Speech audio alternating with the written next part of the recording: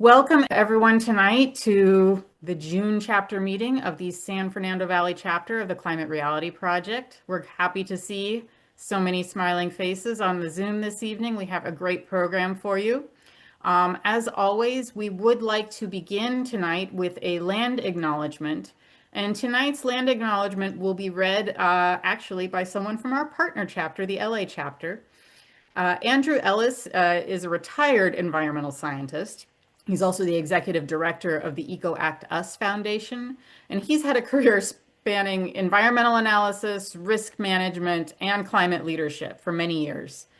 He's a senior member of the Climate Reality Project's Leadership Core. He was actually a co-founder of the LA chapter, and he is still continuing to serve on their leadership board as a key policy and coalition leader.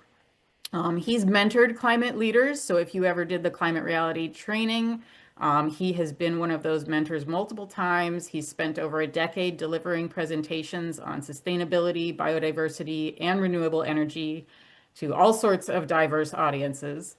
And interestingly, his current research explores the intersection of paleontology, mass extinctions, and climate change. A man of many talents, Andrew. Will you please grace us with the land acknowledgement tonight? Thank you so much, Sharon. It's my honor and pleasure to be able to give the land acknowledgement for our June meeting tonight. This is our opportunity to make a formal statement that recognizes and respects the indigenous peoples as stewards of this land and the enduring relationship that exists between the indigenous peoples and their traditional territories. We'd also like to acknowledge the history that has brought us to reside on this land, the colonialism that is present in our current systems. And this calls on us to be mindful of our own present participation in it.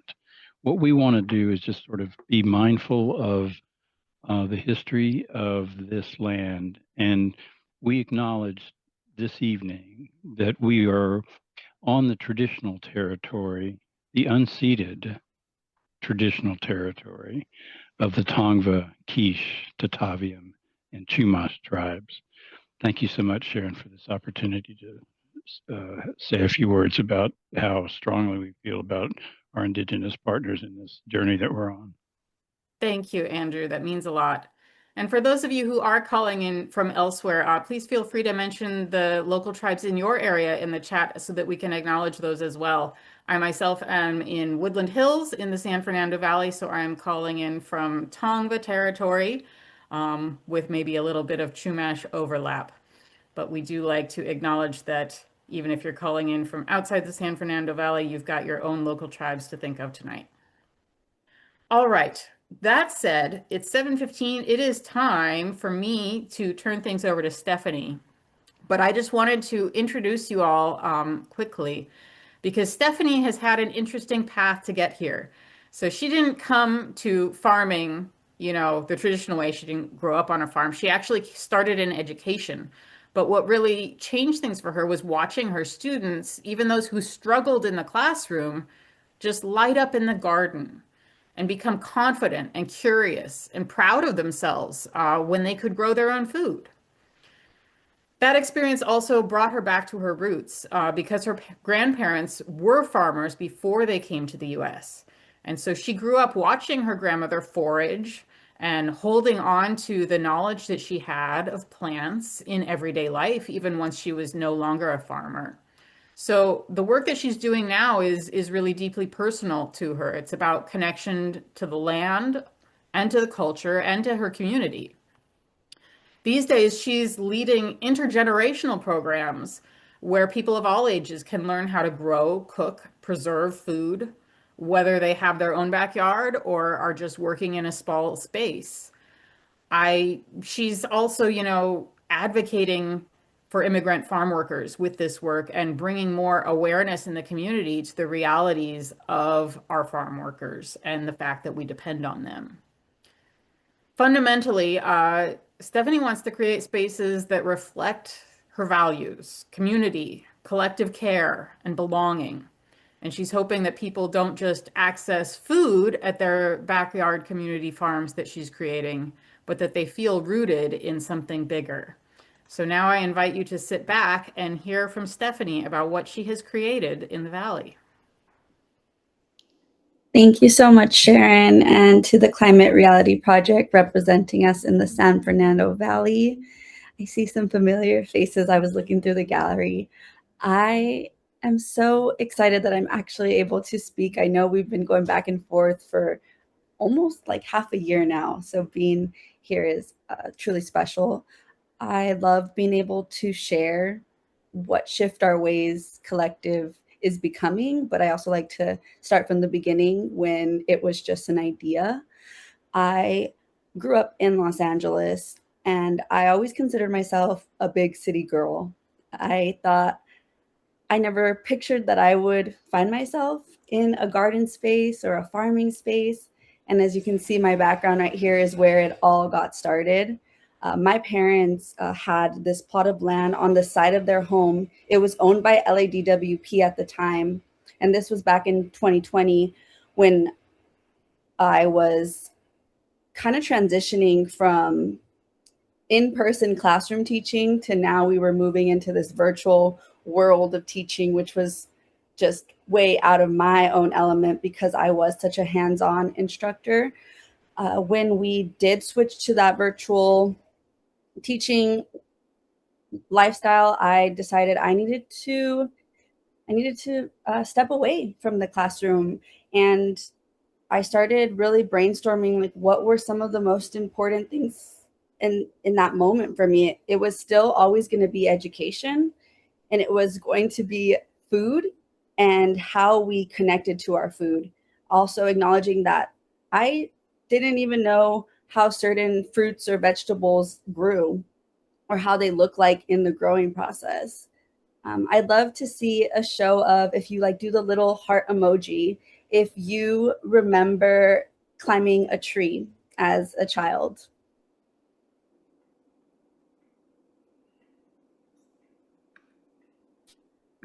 Share in the chat maybe your favorite fruit.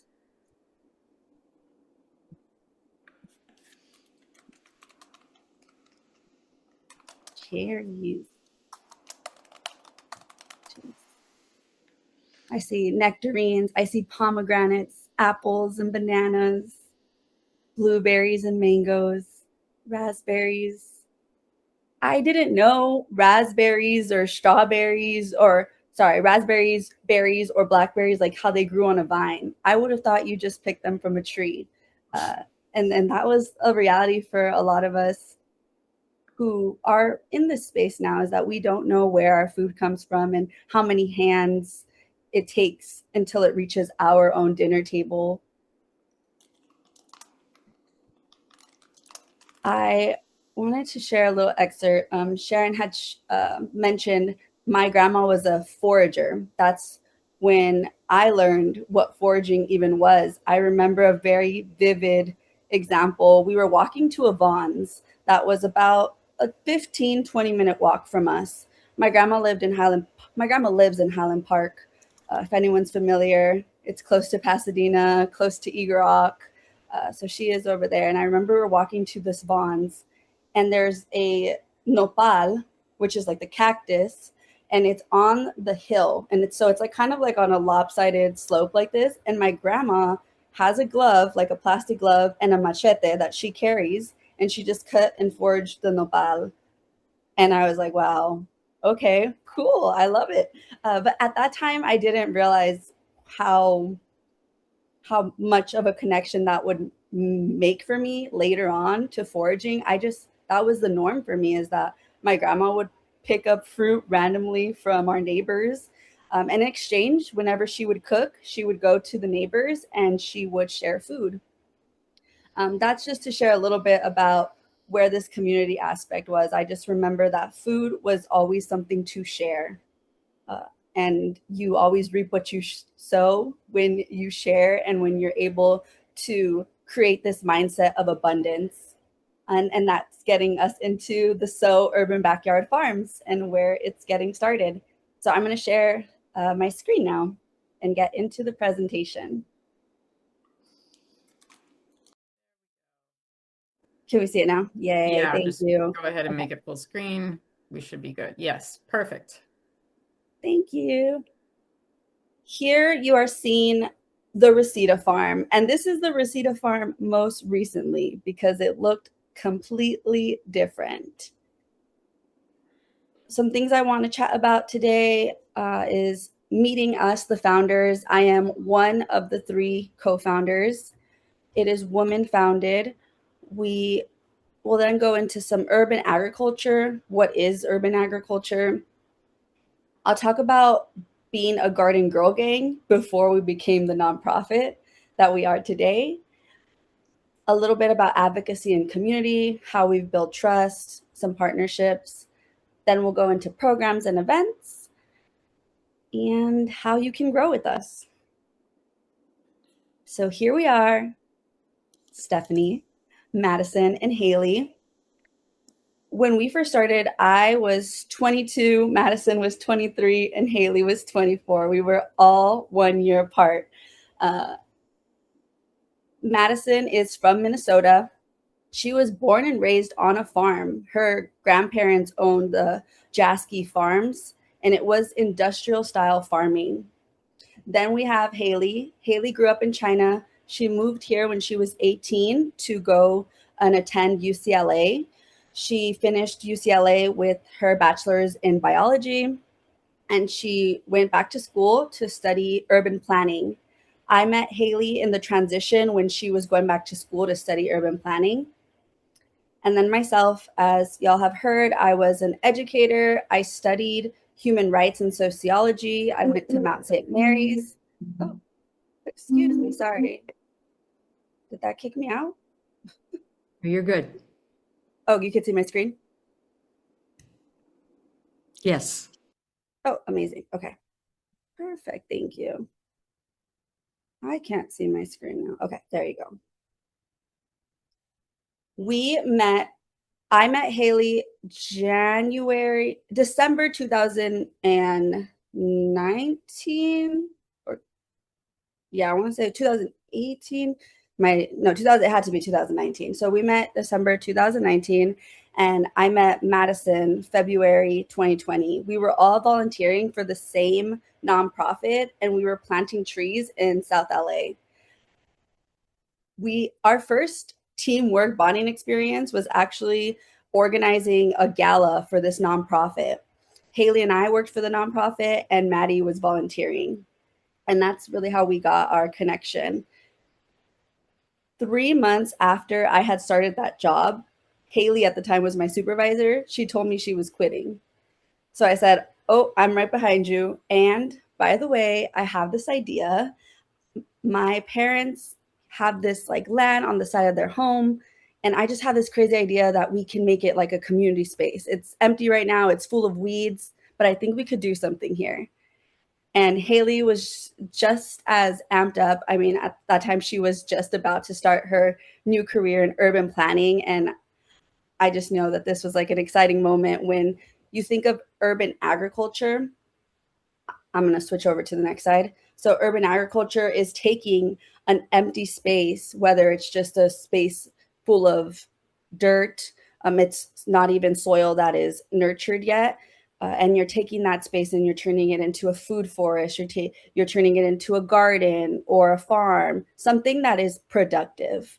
So here you see like our ferns, or sorry, our trees, they were pretty much in need of water. That grass was competing heavily, and we took that grass, and to this day we are always fighting the Bermuda. But what makes Arleta and Reseda urban farms is the way we grow food and how much we yield. We yield about 1,000 pounds annually, and 100% of the food that we grow is donated. Versus a community garden right now is a little bit correlated with having to pay for your plot. Our garden beds, they are not reserved or paid for by any one community member, so they are shared.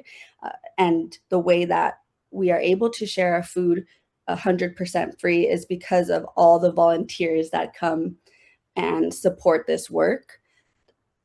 We're a learning farm first, and that's what allows us to also be able to work as an experiment, because sometimes our crops don't grow and it's a learning curve. And the next year we try different fertilizers or we replenish our soil. We are a place that is a model for access to green space, especially access to safe green space. We produce our own compost. So we have community food scrap drop-offs, and that allows us to process our own compost with our volunteer force, and we will go ahead and make it circular. So we're adding back that compost in the garden beds pretty much regularly every planting season. And we do grow foods that are seasonal, just to make sure that we have a good yield, and we're able to give out and donate healthy food. When we're in this space, we also recognize the connection to food and land. We're a big hub for native plants. It has increased our biodiversity tremendously, where we had a study done at our farms very early on, about 2 years in, and we didn't have as many birds or even pollinators at the time, which is a concern because then our produce isn't growing if pollinators aren't visiting us. So once we increased our native plants, that's when we saw our food production really take off. We host several community events in this space, from poetry nights, open mic nights. We've hosted movie nights, which we will be planning some in the summer. We host educational workshops such as the Backyard Farm Food Series, where we add a food component so that we can share not only knowledge, but we're also sharing a meal together, learning a new recipe. And then we host field trips here. We've had field trips with the Girl Scouts, DIY Girls, Boys and Girls Club, and several local high schools around town. I wanted to mention 2 acts that we're currently in support of, and we're asking our senators to support. So the first one is the Farm Ownership Improvement Act, S910. So that is to increase land access, because the number one challenge for farmers is ownership. Then we have the ask is S2338, co-sponsoring Strengthening Local Food Security Act. As mentioned, all of the food that we grow is 100% free, donated, and that's because we are a model for food sovereignty and what that can look like in your own backyard, which is the term that's coined. We coined the term backyard farm for growing in smaller than 1 acre. So this property that you're seeing here is about 3,000 square feet, and we're growing on about 2,700, 2,500 square feet of it. Drop a heart if you have a garden next to you or you have your own garden. You can use the little heart reaction.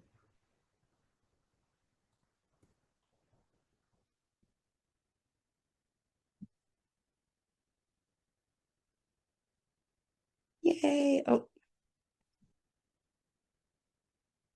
perfect.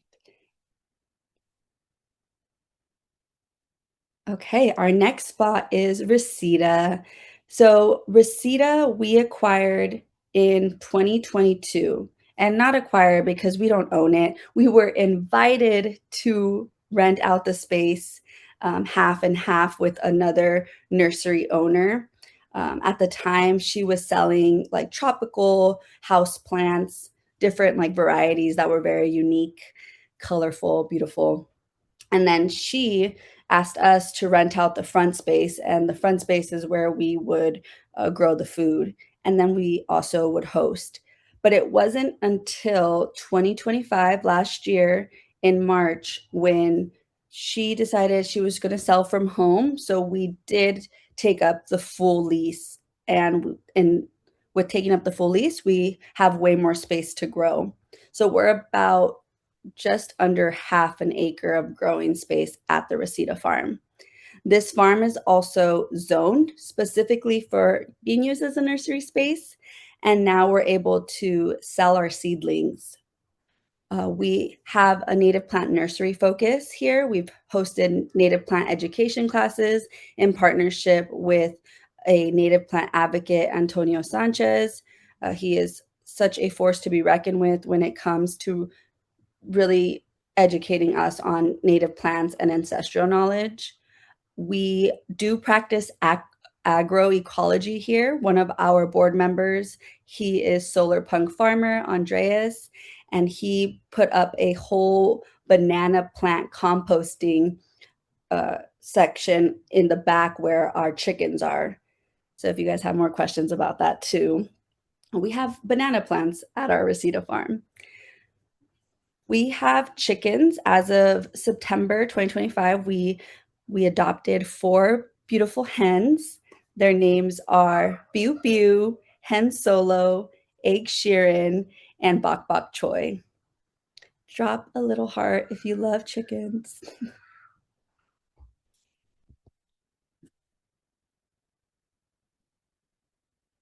They are super social, so always welcoming visitors. They're just the sweetest hens. So here you'll see 2 pictures. I wanted to kind of point it out. You can see the cacti in the back. These cacti were probably there for 20 years because it used to be grandpa's nursery and he would sell cacti and trees, a variety of trees. And then Jacqueline took it over and then now we're there. So those cacti were there for many, many years. And we donated all of them. So lots of people came to pick them up and put them in their landscape. All of these are volunteers just from the beginning. And then you see in this other picture, we added picnic tables, and it's really become a community space where there's a lot of action and magic that happens. Sweet. So for the Garden Girl Gang to nonprofit pipeline, our first campaign was crowdfunding on GoFundMe, and this was before we had the nonprofit status. We just knew we wanted to get started, and we also knew we had no money. So we were like, okay, well, what do we need? We need garden beds, we need soil. What are like the fundamentals of nurturing a space? We had to go out and use our own cars. None of us had trucks at the time. So we would go to Lopez Canyon or we would call local like composting, LA Sanitation, and ask them to do drop-offs of like mulch, drop-offs of manure, compost. So there was a lot of outsourcing and trying to figure out how we could get these resources for free. Otherwise, we were hauling manure in our cars. We would just put a tarp and we would shovel it all in there and we would make many, many trips back and forth until we finally covered the ground and suppressed the weeds and started rebuilding the soil. Before we grew food, it was also really important that we tested our soil for any contaminants. So we did do soil testing, which Maddie, her background is in water, soil health and quality. She studied in Thailand, she studied in Hawaii, and this was all motivated because when she was living in Minnesota, all her lakes were polluted due to the agricultural runoff. So she was very invested in making sure our soil quality was top notch. And to this day, now our farm manager takes on that responsibility of testing our soil and making sure it's good and our produce is as organic as we can control to our best of our abilities. So these were just some of the sources in case you're wondering, like, how did they make money? We were on Facebook Marketplace. We were on OfferUp. We took in-kind donations. We made a Patreon so we could get some monthly funding. And at that time, we got up to $150 of monthly funding. And that really made such a difference for us. That's what really took us and continued to uplift us and hold us so we could do this work. we did yard sales as well, because a lot of the times people would peek their head at the Arleta farm and be like, is this a yard sale? And we just took advantage and we were like, yes, it's a yard sale. In 2020, in November of 2020, so this was still during the time when there was no contact. Because we were outdoors, it was a little bit more visible that people would come with their mask and they would just come and harvest. But there was like not any contact. There was no gatherings happening. But then November 2020 came, and this is when we received our nonprofit status. And it led us to start talking about consistent open hours. From 2020 until 2024, we were 100% volunteer operated. Maddie and I still worked our full-time jobs. And then on the weekends, that's when we would have our open hours at the Arleta farm. Once 2022 came, we were kind of making a little bit of effort towards growing Reseda, but we weren't as present. We didn't become present at our Reseda farm now, the one that you see today in those photos, until late 2024. Our first grant that we ever received was with LA Compost. If you're in the nonprofit world, you may know that it takes up to 3 years for new nonprofits to start receiving grants. And that's just because it takes those 3 years for us to build that trust, that we're able to fulfill the grants that we are applying for. And that we have some fiscal responsibility that we're showing throughout the way. So once 2022 or 23 came, that's when we started seeing way bigger grants. And it's gotten us to where we're at today. Today we are operating with a staff of 6. We have 2 full-time, Madison and myself, and then 4 part-time, but almost close to full-time. But we all get the same benefits, which is awesome.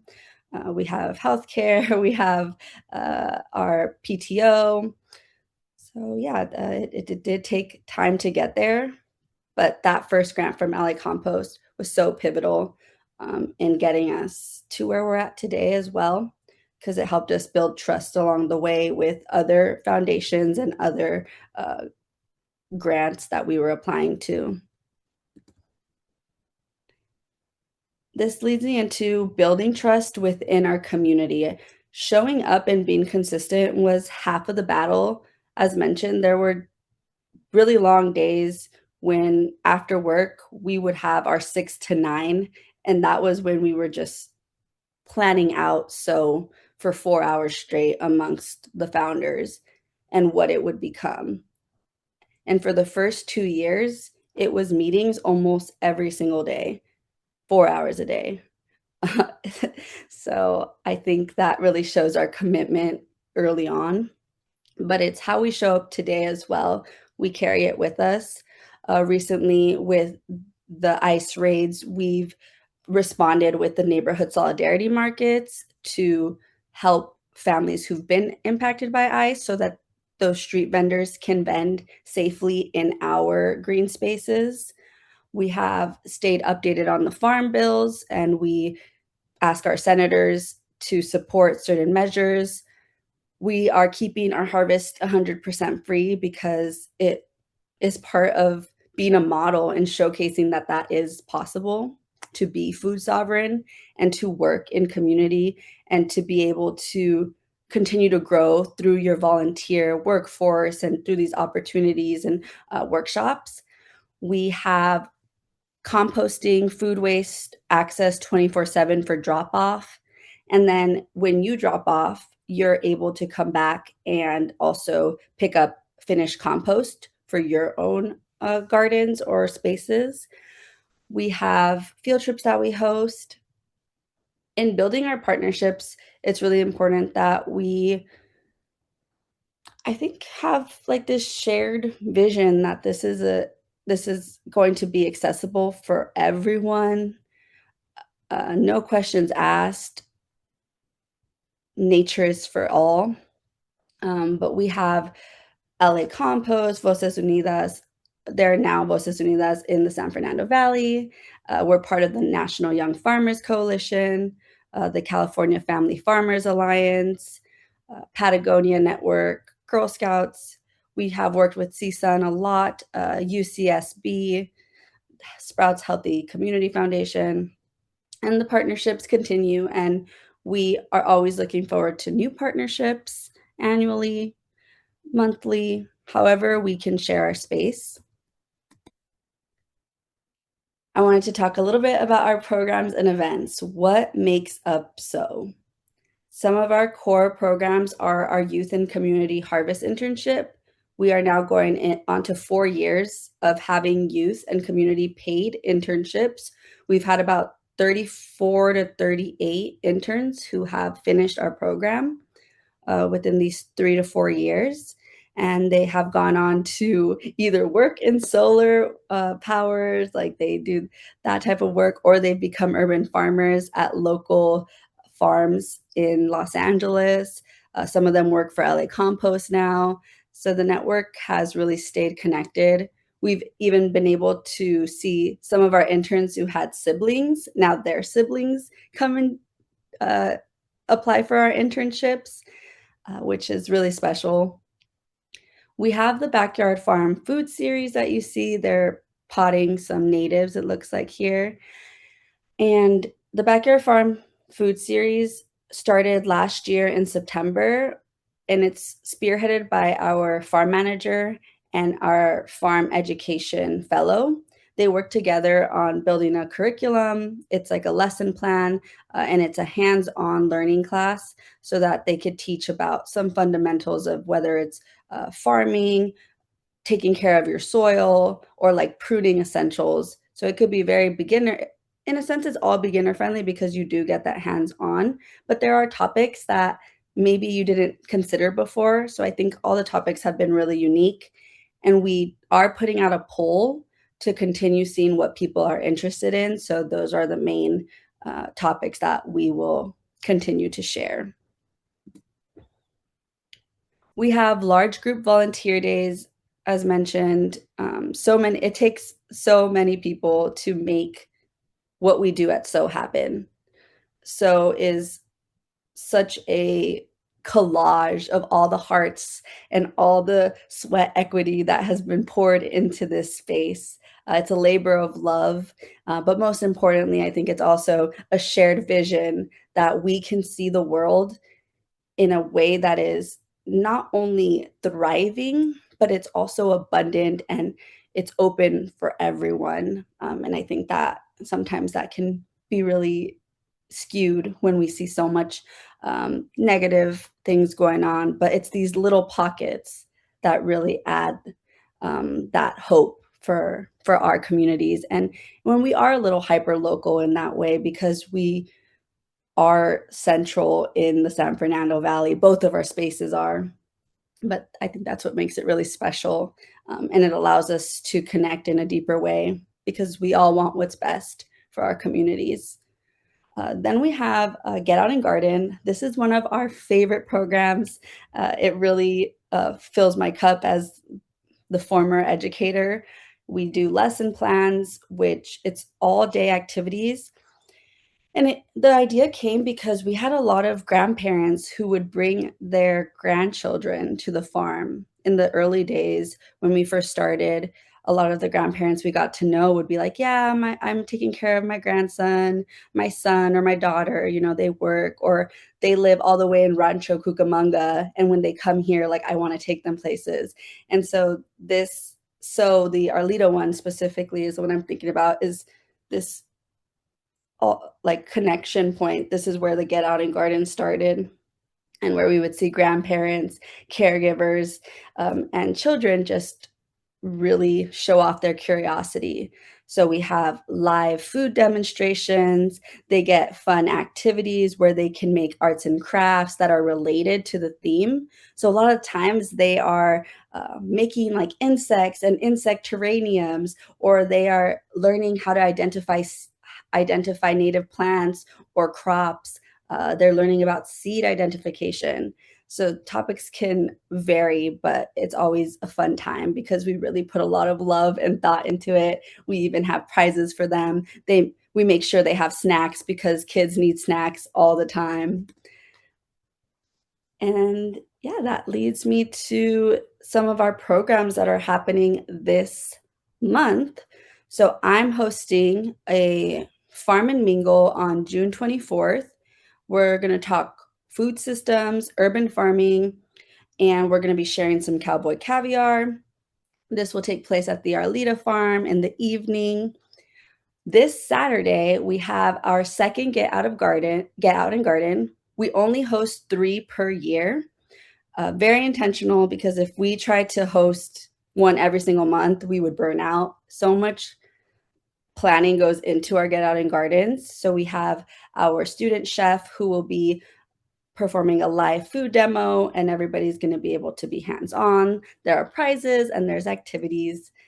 So we hope you can join those, and more information we could share later. Here are some ways to grow with us. By visiting our farms, Arleta and Reseda. Here are the open hours. We do change our open hours come July. Sharon had mentioned, July is kind of when the farm also shuts down, only because it's very hot in July, and we notice everybody is enjoying their summer vacations, going out camping, traveling. So July is a quiet month for us, although we still do have some open hours. Other ways to grow with us is come out, volunteer. We accept walk-ins. We have a capacity of 10 volunteers per shift, but you'll always get to leave with some goodies. We have a newsletter. It mainly goes out monthly. For the really busy months like April and May, we have 2 emails that go out because so many events are being done throughout those spring months. And then lastly, we invite you to check out our events as we host at S.O.W, but we also are welcome to host any of your events that you'd like to bring to life. We've hosted garden parties, book clubs. Pretty much, we like to make dreams possible. And I really appreciate being able to share our work, and I'm always happy to help if you have a plot of land yourself, or you know someone who does in the Valley and they want to be part of a pilot project with S.O.W. We are in the midst of getting our wait list down so that we can start scoping out other areas to grow at. So thank you. Thank you, Stephanie. I mean, I can imagine that from your perspective, it's been kind of a slow slog to get to where you are. But from an outsider's perspective, I'm just amazed by how much you've managed to accomplish so quickly. It's amazing that you've just created this out of nothing, and now, you've got a couple working farms. So I'm really curious to hear about scaling it. So you said that you're creating a list of, possible places to expand. Like, how much do you think you could grow this? When we first started, we were so ambitious and we had so much energy. So we were like, every year we're going to have a new farm. But now, coming to terms with how much it takes, how many people it takes to manage a farm, we're thinking like at least every 3 to 5 years is when we can adopt a new plot, and really continue to maintain it and watch it grow. Because part of the issue as well is like, we all can get started, but can you be consistent and can you continue maintaining it? Exactly. That's really the challenge, right? It's like tree planting is great and everyone wants to plant a tree, but it's what comes after that matters. So everyone, feel free to enter your questions in the chat and we will get through as many as we can, as we have time for. But Jeannie's asking, what size land is really needed for a backyard farm? Like, how small would be too small? I'd say to feel comfortable, about 1,000 square feet. You want to be able to have like at least 1 to 2 garden beds, 4x4s, 2 4x4s, or 1 4x8. You can also grow vertically on that space. So I would even see a backyard farm space about 500 square feet is like perfect as well. We've worked with some that were 250 square feet where we've helped neighbors. Um, so we did do a pilot program. It was called Four Neighbors program, and so we were able to do about five, and we used a neighborhood grant for that. Oh, interesting. So you're actually, in addition to the two main sites you have, you've set up smaller kind of community group farms just for specific neighborhoods? Yes. So we have three other ones in Arleta. And is that just like a group of neighbors came together and found you, or how did you connect with people to set that up? We canvassed, so we went door to door knocking throughout our neighborhood, and then we also let any of our visitors know that that was an opportunity for them at that time. I think this was 2021, 2022. So people applied to become a co-op, a SO co-op, and then that's how we started those projects. Oh, interesting. So basically any, any small group could kind of come to you and apply for that. Yes, it was about $500 each one is what we had some money for. Nice. So when you found kind of your original spot because it was next to your parents' house, right? How did you find, and the second one was a nursery was already there. So what are you looking for in future sites? We're looking for more of a public access space, more parks and rec style, where it's kind of just open more freely. Like right now, we do have like a gate that we have to open and so forth. So we would like a more publicly accessible place. So that's next on our list. That would And be, yeah, I can see how that would be an advantage to have it more possible for people to come and go like as they need to. Um, exactly. Polly's asking about first, how much water do your farms need? And how often you kind of check the soil, whether you use like soil amendments, fertilizers, or just the compost. Yeah, these are great questions. It fluctuates. Water usage fluctuates based on seasons. Winter season crops, we have less water. The way we time it, we have drip. We have a drip irrigation system in both of our farms, and we do about 30 minutes of consistent water flow. So 15 minutes in the day, 15 minutes at night. When we are reducing our water during like the fall, or it's not fall, I should say winter season, and that's like December through February, it'll be about 10 minutes of water. Uh, yeah. So it could be 5 and 5, or it's 20 minutes and just 10 and 10 minutes. So I'm kind of reducing it to a minutes perspective. If you're like hand watering, you would half that because more water is coming out from your hose versus little drips. Yeah. Uh, and then for our soil amendment, we are constantly doing, our farm manager is at the farm 3 times a week. So she does check the soil constantly at every shift, and we're open 4 times a week. So at every shift, we're checking our soil. But we typically add fertilizers as needed. We prep our beds in the beginning of the season, and then throughout we'll see kind of what's doing well and not doing well. So it's about a monthly occurrence of checking the fertilizer and amendments. That makes sense. And Diana's asking if someone wanted to, use your space for an event, how would they go about that? Yay, I would be your event coordinator, event fairy, so I'd love to help and discuss what your vision is, and then we can tell you everything that we already have at the farm. I think that's something really unique about our space. We have picnic tables, we've got all the tables and seating. We're really set up to make sure people are comfortable and able to enjoy the space. Yeah, it seems like a really flexible setup where all sorts of organizations might want to use that kind of an area. So it's Yeah. nice that you have set that up for the community. And Brigitte is pointing out that she's in Santa Barbara and that a local church there has opened up their grounds for organic gardening. And that might, be a path toward finding other areas, local churches that have, space around their buildings might be a good target to to ask. That would be ideal. There are two local churches that we've been, eyeing now in Arleta. We haven't gotten to that conversation yet, but I agree with that because they have so much space and it would be awesome. Especially like, it right now it's all about getting rid of what they call non-functional lawn. Lawns that, aren't being used for sports or that sort of thing, and replacing them with something else. So it would be lovely to see some of those lawns turn into gardens.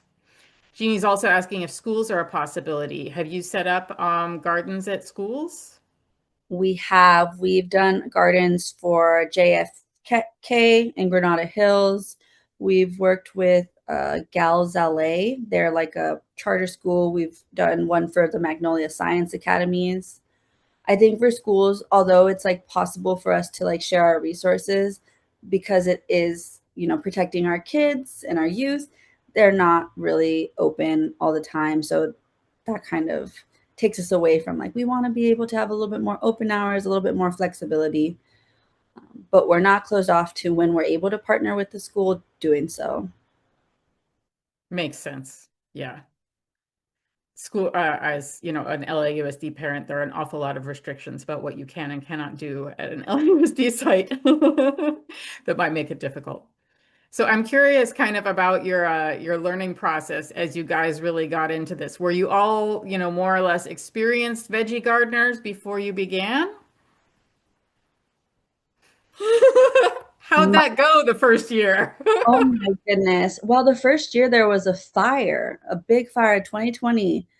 So it affected it. There was so much ash on our soil. We had to pretty much restore our soil again after the fires, start a little bit from scratch. So it put us behind. But we had eggplants at the time and nobody was coming to eat the eggplants. So that was also a learning curve was we weren't planting things that our community was going to eat. So early on, we had to say, okay, let's just ask, what are people eating? And we did surveys. We would call, so as the Garden Girl Gang, we would have wagons, and then we would fill them up with plant starts. We had lettuce, we had strawberries, and shout out because we got all of these plant starts, all of our soil from Steve List. Hearts, if y'all know Steve List, he is the agriculture godfather is what we call him. So he really supported us in sharing our mission and also being able to share this resource. So when we first started, it was a lot of passing out flyers, brochures, how to grow this, come visit our farm so you can grow with us. And that's how we started doing surveys and really getting to know our community needs. And so what are your most popular produce types right now? Different ones at each farm, actually. So at the Arleta farm, uh, all types of chilies. We've had 9 different varieties of chilies. So those always fly by. We have a lot of chard and kale that will be harvested at the Arleta farm. And then at the Reseda farm, a lot of broccoli, a squash. We have 6 pomegranate trees there, or five or six pomegranate trees. So those are a hot commodity. We get like about 200 to 300 pounds of pomegranates if we get them before the squirrels. So I'd say I feel like the Reseda farm has been a little bit more on like the fruit tree heavy. We have figs over there, lemons, and then Arleta has been a little bit more crop heavy, where we have a lot of the greens, the chards, the chilies, beets, and radish. All good stuff, all good stuff. So I want to talk a little bit about food insecurity and why backyard farms are so important and why, we as a climate organization have brought you here to talk about this. So anyone who has been following the news these past months knows that we're in for a rough ride. right? Um, the war in the Middle East has cut off fertilizer supplies, and that is going to propagate through our food system and create food shortages, which is part of the reason that increasing our capacity to locally grow food is so important because it creates resilience, right? It provides, some buffer against large scale agricultural failures. Um, and so I guess I'm really curious, how much your focus is also getting people to do this on their own. Like, do people come and learn how to grow veggies at your site and then take that home and grow in their own yards as well? Do you feel like it's kind of propagating outward? Absolutely. That was one of our main missions, is that we're only here to be a model. I remember one of my, like, I'd say my mentor, he said, like, my organization should only be here as I'm needed. Like, I don't want to be needed forever.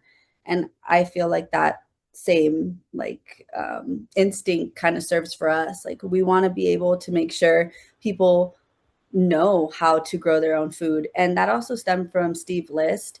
He is such a big advocate for, what is it, victory gardens. And that is what this really is at the end of the day. Like, yes, we are practicing regenerative urban agriculture, and we get to use these buzzwords, and there's some academic, knowledge there, but it's also just a really innate way that we kind of have in us to learn how to connect to our land and learn how to grow. I think moving past, like, oh, I don't have a green thumb, because that is a myth. We all are able to grow. And what you got to do is you got to be okay with sometimes it's not going to grow, and it is an experiment. It's not perfect. And that is what gardening and growing food is. That's why so many people should be doing it together, because one person alone, sometimes your crops aren't going to grow. So that's why if we're all growing together, we know, okay, something's going to come from this. So when people do come to our garden, you're usually always leaving with a plant start, you're leaving with soil, you're leaving with compost for your own uh, garden or getting started. We've donated so many compost bins. We just recently did a hydroponics workshop, and everybody got to leave with their own hydroponic buckets and learned what hydroponics was.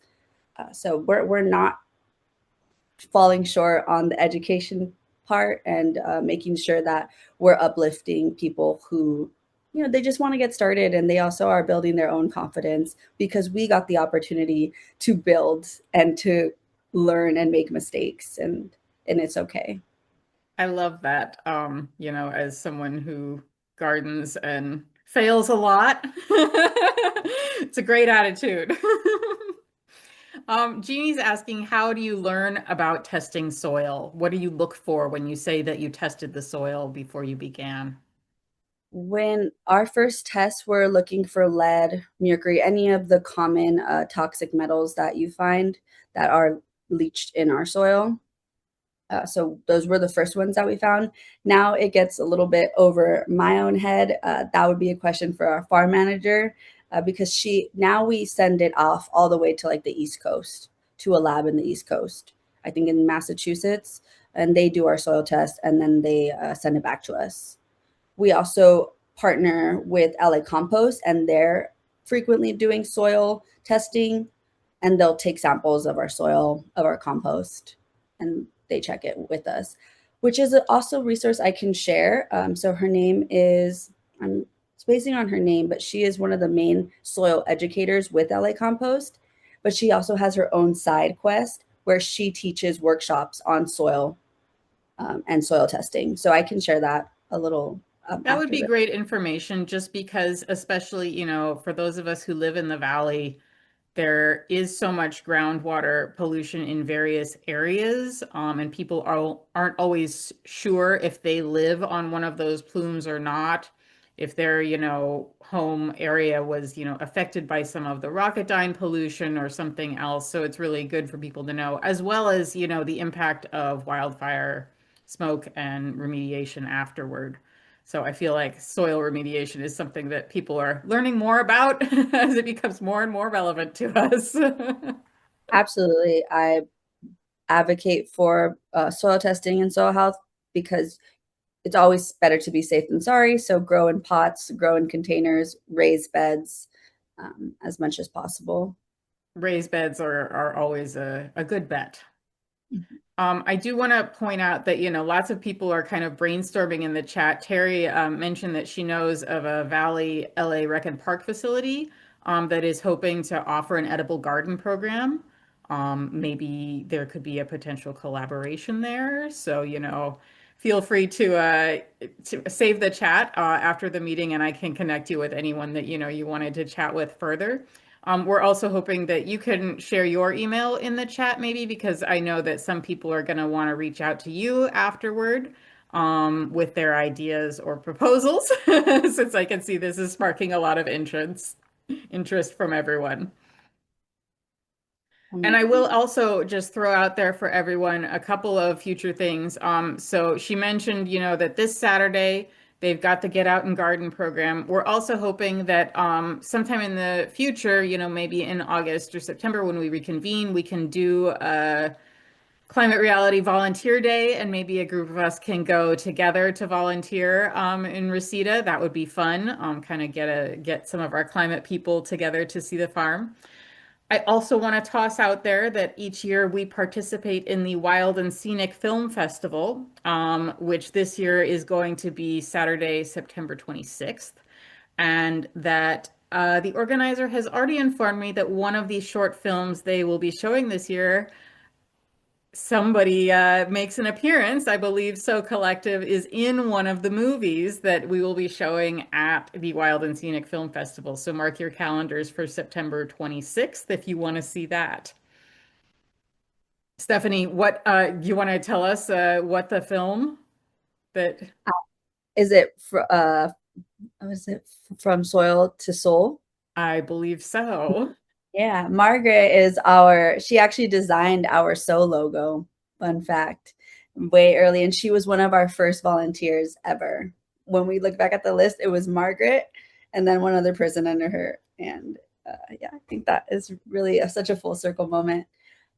Nice. Really So great. even more people are going to get to learn about what you're doing. So kind of just my last question is, so you've got grants right now to pay the rent on this space. Do you think that you can keep that going in perpetuity? Like rent is due every month. Is that funding going to run out at some point? Absolutely. The funding runs out and we are on the lookout. We're applying constantly. We're pretty much we're always saying we're in grant writing mode 24/7. If there's an opportunity, we're gonna try to catch it. We are also looking to kind of consolidate our space because right now we have half of an acre at Reseda. So we want the full acre. So figuring out like what that campaign will look like, because that will allow us. Right now, we're growing about 1,000 pounds of food there, maybe. I want to say like 700 pounds. And if we get that if we get that full acre, that will all be growing space. So that would make such a big difference, as you're saying right now about food shortages that are happening.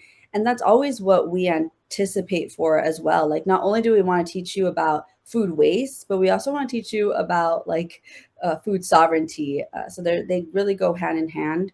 When you're able to grow food together, you should also know how you can recycle it or how you can reuse to your best of or repurpose to your best of your abilities. Very true. So you heard it here, folks. Growing is for everyone. This is something anyone can learn to do. There's no such thing as a black thumb. So if you feel like you would benefit from some of this education, I hope you will show up at one of the backyard farms at some point in the future to learn and take home some produce. Well, at this point, I think we need to thank Stephanie for her time. So I'm going to ask everyone to briefly unmute themselves for a round of applause. We really appreciate your being here tonight. Hey, thank you, Stephanie. That was really terrific. Thank you. So Yay. informative. Thank you. Really fun. And I look forward to spending some time at the farm in Reseda in person at some point. All right, everyone who wanted to reach out to Stephanie, her email is in the chat there, stephanie@socollective.org. Make sure that you jot that down or go ahead and save the chat for later so that you will be able to reach out with some of the great ideas that you threw out here tonight. I can see that, there's an awful lot of potential for what you're doing, Stephanie. So we just hope the money keeps flowing and you can keep expanding.